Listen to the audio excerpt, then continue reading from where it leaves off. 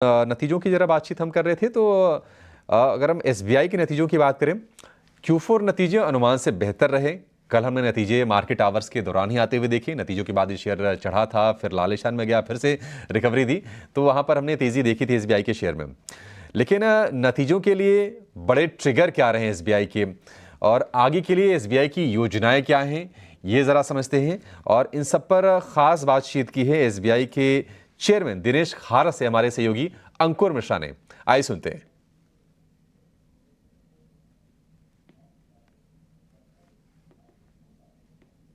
State bank of India ने record profit पेश किया है और उसका क्या कारण है, उसके लिए हमारे पास बातचीत करने के लिए चेयरमैन दिनेश खारा जी हैं।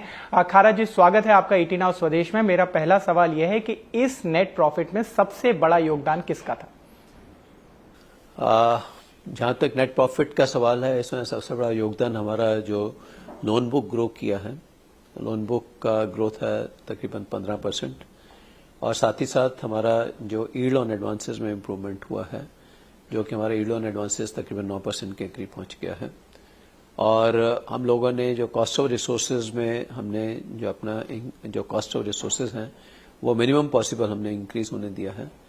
और साथ ही साथ हम अपनी क्वालिटी ऑफ लोन बुक के लेकर हम बहुत ही सतर्क हैं, तो इस कारण से हम लोगों को प्रोविजन करने की भी आवश्यकता नहीं पड़ी। और इसके अलावा जो हमारे फी अर्निंग की पोटेंशियल था वो भी हमने पूरा इसमें हमने पूरा एक्सप्लॉइट किया है। तो इस कारण से जो है, इन सभी कारणों से हमारा जो प्रॉफिट है वो इस लेवल पर पहुंच पाया है। मेरा एक सवाल आपसे रहेगा डिपॉजिट्स को लेकर। 11% की करीब ग्रोथ आपकी इस बार रही है। यहां पर आपको लगता है कि आगे जाके भी थोड़ी मशक्कत ज्यादा करनी पड़ेगी, क्योंकि आपकी लोन ग्रोथ तो लगातार अच्छी चल रही है, लेकिन डिपॉजिट जुटाना थोड़ा सा कष्ट हो रहा है बाकी बैंकों को भी। आपका क्या नजरिया है? नहीं, उसमें ऐसा है कि डिपॉजिट के अलावा हम लोगों के पास जो हमारा एक्सेस एसएलआर है वो भी तकरीबन ऑलमोस्ट अबाउट 3.7 ट्रिलियन के करीब है। तो इस कारण से हमारे को जो है उसके चलते भी हमारे को लिक्विडिटी की ऐसी कोई चैलेंज नहीं रहता है। लेकिन फिर भी जो है, हमारी कोशिश हमेशा ये रहती है कि हम डिपॉजिट्स के ऊपर शार्प फोकस रखें। पूरी की पूरी 22,500 ब्रांचेस के माध्यम से हमारी कोशिश है कि हम अधिकाधिक डिपॉजिट अकाउंट ओपन कर सकें। और पिछले गत वर्षों में, गत एक साल में हमने अपने करंट अकाउंट जो कि ट्रेड, कॉमर्स, इंडस्ट्री और एसोसिएशंस के माध्यम से हम खोलते हैं, उनके लिए हमने एक स्पेशल फोकस किया है। 40 से अधिक हमारे ट्रांजैक्शन बैंकिंग यूनिट हमने पूरे कंट्री में आइडेंटिफाई करके जहां पर मैक्सिमम पोटेंशियल एग्जिस्ट करता है, उन सभी जगह पर हमने 40 से अधिक जो है ट्रांजैक्शन बैंकिंग यूनिट खोले हैं, जिनके माध्यम से हमारा करंट अकाउंट का, जो कि हमारे को जो गवर्नमेंट का एक जो नया बिजनेस उन्होंने प्रिंसिपल अडॉप्ट किया था, जस्ट इन टाइम फंडिंग, उस कारण से जो हमारा गवर्नमेंट डिपॉजिट का लॉस था उसको हम सब्स्टिट्यूट कर पा रहे हैं करंट अकाउंट में। आपने बोला आप कॉस्ट टू इनकम रेशियो कम करना चाहते हैं, उसके लिए किस तरीके के प्रयास स्टेट बैंक करेगा? उसमें एक तो हमारी कोशिश ये है कि हमारा एम्प्लॉय का प्रोडक्टिविटी इम्प्रूव हो, और उसके चलते अभी हम लोगों का जो प्रॉफिट पर एम्प्लॉय है वो तकरीबन आज 25 से 26 लाख रुपए के करीब हो गया है, जो कि एक स्टेज में 5 लाख रुपए के करीब हुआ करता था तकरीबन 2020 में। तो और साथ ही साथ बिजनेस पर एम्प्लॉय में इम्प्रूवमेंट हुआ है। बिजनेस पर एम्प्लॉय भी इसी तरह से बढ़ा है।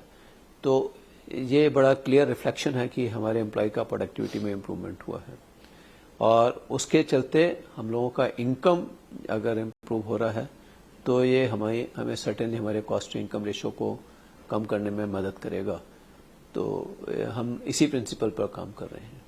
एक सवाल आपका मेरे से होगा योनो 2.0 को लेकर। आप काफी दिनों से उस पर काम कर रहे हैं, कब तक वो फ्लोर पे आने की संभावना है? कौन से नए प्रोडक्ट्स होंगे? और साथ ही एक चीज मैं यहाँ पे जोड़ दूं कि पिछले कुछ दिनों में आपने देखा होगा रिजर्व बैंक ने कुछ बैंकों पर एक्शन दिया है टेक्नोलॉजी को लेकर, लेकिन आप 3 से 4 साल पहले से इस पर काम करना शुरू कर दिए। तो आपको लगता है कि जब इस तरीके के एक्शंस देखते हैं कि SBI is in safe space? बिल्कुल, आप इस विषय में निश्चिंत रहिए, क्योंकि हम इस विषय में काफ़ी सतर्क हैं। और हम जो है ऑनगोइंग बेसिस हम अपने रेगुलेटर के द्वारा दिए गए निर्देशों का पूरा पालन करते हैं, और उनकी सेटिस्फेक्शन के अकॉर्डिंगली उनका पालन करते हैं। और साथ ही साथ जहाँ तक योनो 2 का सवाल है, योनो 2.0 एक हमारी कोशिश है कि वो एक डिजिटल बैंक होगा जो कि बैंक के अंदर ही होगा, और इसके माध्यम से हमारी इसकी कंप्यूटिंग कैपेसिटी काफ़ी अधिक होगी। इसको मॉड्यूलर वे में हम लोग बना रहे हैं स्ट्रक्चर, जहाँ तक सवाल है। जहाँ तक प्रोडक्ट्स का सवाल है, उसमें हमारी कोशिश है कि हाइपर पर्सनलाइजेशन हम ऑफर कर सकें, और इन सब को मद्देनजर रखते हुए हम एक एक्सपीरियंस जो है कस्टमर का वो इम्प्रूव करना चाहते हैं योनो 2.0 के माध्यम से। और जहाँ तक अर्ली जो इसका देखने को एक्सपीरियंस जो होगा, हमारी आशा है कि हम जुलाई तक जो है इसमें से जो फर्स्ट मिनिमम वायबल प्रोडक्ट है वो हम ऑफर कर पाएंगे। तो वो एक अर्ली एक्सपीरियंस होगा हमारे ग्राहकों के लिए। हमसे बात करने के लिए बहुत बहुत शुक्रिया। धन्यवाद, थैंक यू।